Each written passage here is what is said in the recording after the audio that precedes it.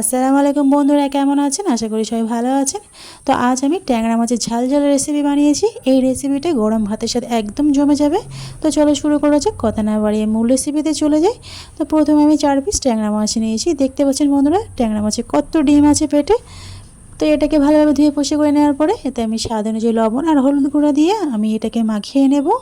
মাখানোর পরে এটাকে আমি ভাজা করে নেব হালকা করে। তো প্লিজ বন্ধুরা স্কিপ করে দেখবেন না, ফুল ভিডিও দেখার জন্য অনুরোধ রইল। ছোট্ট ভিডিও, স্কিপ করে দেখবেন না, ফুল ওয়াচ করে দেখার জন্য অনুরোধ রইল। তো মাছগুলো আমি ভাজা করে নিয়েছি, ওটা আর আমি আপনাদেরকে দেখালাম না। এবারে যে এক্সট্রা যে তেলটা ছিল মাছ ভাজা, সেই তেলটা আমি প্রথমে দিয়ে দিলাম। আর দিয়ে দিলাম কিছুটা পরিমাণ সরিষার তেল। তেল গরম হয়ে গেলে 1 চিমটে মতো কালো জিরে দিয়ে দিলাম, আর গোটা 5টা কাঁচা লঙ্কা কুচি দিয়ে দিলাম চিড়ে। আপনারা ঝালটা কম বেশি বাড়িয়ে নিতে পারেন। তো এবার 2টো পেঁয়াজ কুচি দিয়ে দিলাম। দেওয়ার পরে ভালোভাবে নেড়েচেড়ে হালকা করে পেঁয়াজটা লাল করব, বেশি ফ্রাই করব না। তো পেঁয়াজ আমার লাল হয়ে গিয়েছে। এবার একটা বড় সাইজের টমেটো কুচি দিয়ে দিলাম।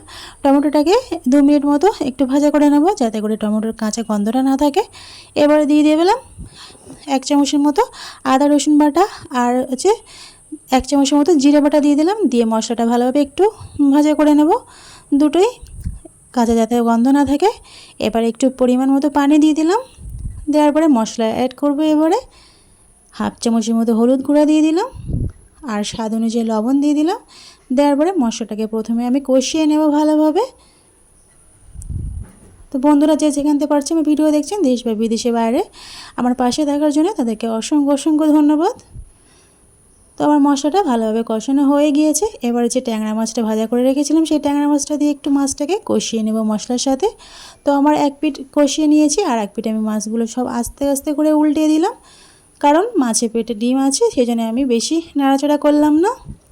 তো আমার কষানো হয়ে গেছে বন্ধুরা, দেখতে পাচ্ছেন তেল ছেড়ে দিয়েছে। তো এবার পরিমাণ মতো আমি পানি দিয়ে দিলাম।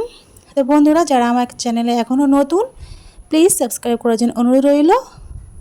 তো ঝোলটা আমার ফুটে গিয়েছে ভালোভাবে, আমি মাখো মাখো অবধিও অপেক্ষা করব। এবার সবশেষে আমি ধনিয়া পাতা কুচি দিয়ে দিলাম উপর থেকে ছড়িয়ে। তারপরে 5 মিনিটের মতো ভালোভাবে ফুটিয়ে নেব। তো বন্ধুরা এই ট্যাংরা মাছের ঝাল ঝাল রেসিপিটা কেমন লাগলো কমেন্টে কিন্তু জানাতে ভুলবেন না। লাইক করবেন, প্রয়োজনে শেয়ার করবেন বন্ধুদের সাথে। তা আজ এই পর্যন্ত এই ট্যাংরা মাছের ঝাল ঝাল রেসিপি। তো বন্ধুরা কমেন্টে কিন্তু জানাতে ভুলবেন না। খুব সুস্থ থাকবেন, ভালো থাকবেন। খুদা হাফেজ।